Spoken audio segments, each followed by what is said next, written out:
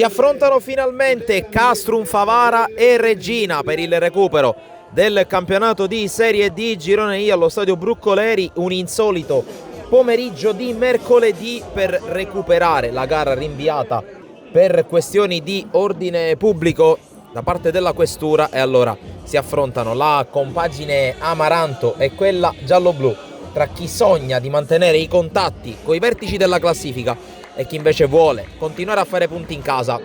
per cercare di stare lontani dalle zone pericolose della graduatoria. Allora, con le immagini prodotte da Giuseppe Montalbano ci addentriamo all'interno di questa gara che si apre con un tentativo di Baione bloccato senza alcun problema dall'estremo difensore ospite, poi lo scontro anche abbastanza duro che vede protagonista Scuffia insieme con il suo compagno di reparto Cannino. Per fortuna niente di grave, ma poi la Reggina inizia ad approfittare di una serie di errori in fase di disimpegno da parte del Castrum Favara. Qui azione manovrata, conclusione che si perde fuori col tiro di Paolo Grillo, poi dalla calcio piazzato che ne segue colpo di testa da parte di Cham, vola Scuffia a togliere la palla da sotto la traversa. Insiste la squadra affidata a Bruno Trocini con questa fuga sulla destra, il cross rasoterra bloccato senza grossi problemi ancora da Scuffia, poi altra azione manovrata con la palla che arriva sulla sinistra ancora a Grillo. L'ex giocatore dell'Acragas sterza, si porta la palla sul destro, cross al centro e c'è il colpo di testa di Bruno Barranco che sblocca la partita in favore della Reggina. Va ad esultare davanti allo spicchio riservato ai tifosi Amaranto, poi c'è subito il tentativo di reazione da parte del Castrum Favara con questo tentativo che finisce fuori da parte di Loduca. Altro tentativo da palla inattiva, in qualche modo libera la difesa della Reggina, conclusione che però si perde sopra la traversa. Ci ha provato Baione con la sfera che però si è persa fuori. Poi ancora nuovi errori in fase di disimpegno da parte del Castrum Favara, prova a approfittarne in primis Barranco che non trova la porta, poi altra palla scippata alla difesa favarese. E allora tentativo ancora con Barranco che arma il piede destro di Grillo, blocca senza grossi problemi Scuffia, ancora un pallone recuperato questa volta da Laribi, poi il servizio sulla destra per Ragusa, in qualche modo respinge Scuffia ma è in difficoltà la difesa del Castrum Favara che qui si deve difendere dall'altro colpo di testa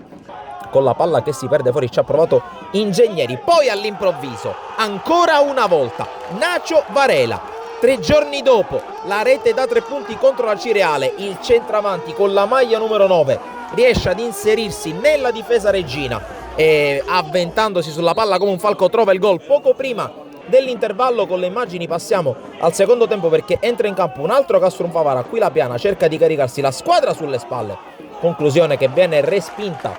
e messa in calcio d'angolo da Girasole. Poi dall'altra parte ci prova la Reggina con questa conclusione che si perde fuori, e il tentativo ancora della squadra di Trocini che attacca sulla sinistra con Grillo che converge e calcia, blocca a terra senza grossi problemi Tommaso Scuffia. Poi dall'altra parte Varela prova ad accendersi, questa volta in veste di assistman, ma la palla non arriva a destinazione dove c'era Demin. Poi attenzione a questa azione bellissima da parte della Reggina, conclusa alla grande da Nino Ragusa, il quale stocca col destro, batte Scuffia, realizza l'1-2 e il gol che svolta la gara, perché poi ci proverà ancora Ragusa con questa iniziativa sulla destra, respinge Scuffia mettendo il pallone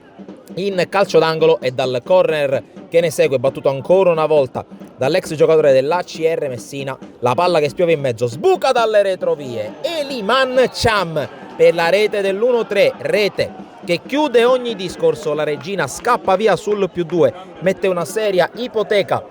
sulla partita e sui 3 punti. C'è ancora un tentativo qui in contropiede con l'avanzata di Provazza che si butta sulla destra, mette in mezzo il pallone, la palla che rimane lì e poi non riesce ad indirizzarla in porta a Barranco per il potenziale 1-4, ma va bene così per la Reggina perché dopo i 3 finischi riesce a concretizzare un successo che la riporta molto più vicino alla vetta della classifica. Mastica amaro invece il Castrum Favara che esce battuto dal proprio campo. Da Sportisili per il momento è tutto, alla prossima.